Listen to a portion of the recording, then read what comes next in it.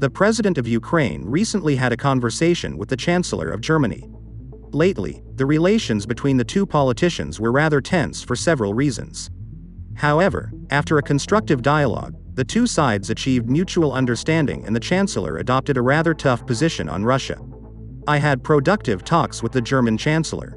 We talked about the situation on the front lines, the continuing pressure on Russia, the tightening of sanctions, and the peace prospects. We appreciate Germany's support, including the defense aspect. We look forward to Germany's continued support for Ukraine's full membership in the EU, Zelensky wrote on Twitter. In addition, the president said that the continued negotiations on the peaceful settlement of the conflict in Ukraine are possible only in case of the cessation of hostilities and the withdrawal of the Russian army. The Chancellor supported this decision. The last time Zelensky communicated with the Chancellor was on the 11th of May, when the heads of state and government of both countries discussed the progress of the peace talks and the current situation on the front. At the beginning of May, Russian Deputy Foreign Minister Andrei Rudenko said that Ukraine had effectively withdrawn from the negotiation process, and stressed that the peace talks would not continue in any form. Earlier, during a conversation with the German Chancellor, Putin said that it was Kyiv's fault that the talks were not progressing at all. The Russian leader repeated the same thesis in his conversation with the head of Finland, adding that Ukrainian diplomats were not ready for a serious and constructive dialogue.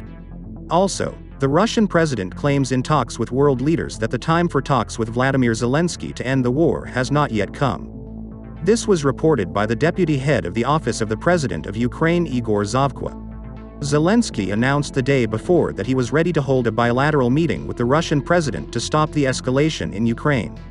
In an interview with an Italian TV channel, the Ukrainian president said, "I am ready to talk to Putin, but only with him.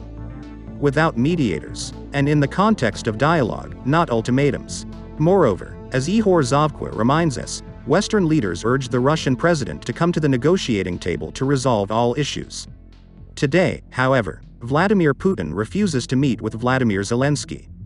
The Ukrainian president has appeared in bilateral meetings via video conference with numerous foreign leaders and has addressed foreign parliaments.